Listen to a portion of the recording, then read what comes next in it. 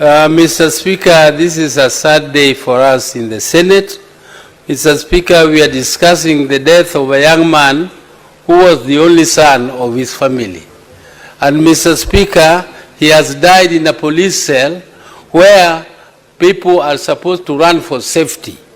Mr. Speaker, where else do you go if not police station when you feel threatened by anybody? But Mr. Speaker, when you go to a police station and you are killed, Mr. Speaker, this is a very, very serious situation.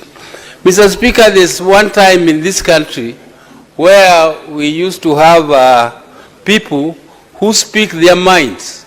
They are picked and you never see them.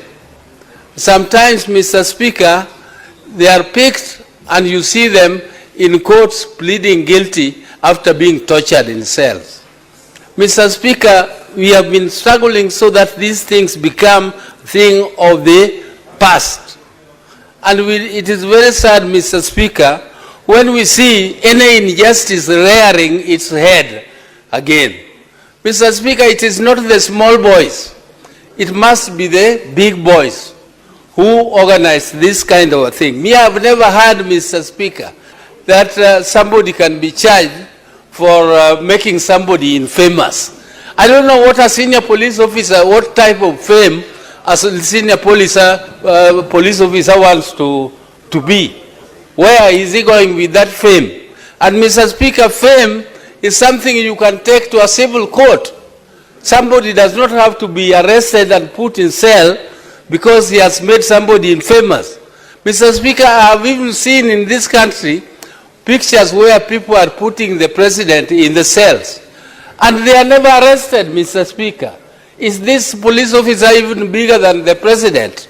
Why can he not be arrested and interrogated, Mr. Speaker, if we don't tackle this particular case up to the end, Mr. Speaker? Kenyans will not believe us. Kenyans will not believe that even as leaders we are serious. Because I come from that region.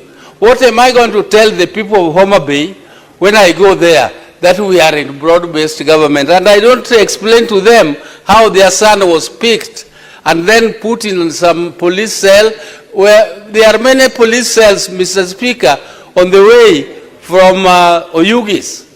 From Oyugis, there is a police cell there in Oyugis, there's a police cell in Homa Bay, there's a police cell in Kisii, there's a police cell in Kisumu. There are so many police cells around there, Mr. Speaker. Why this particular police state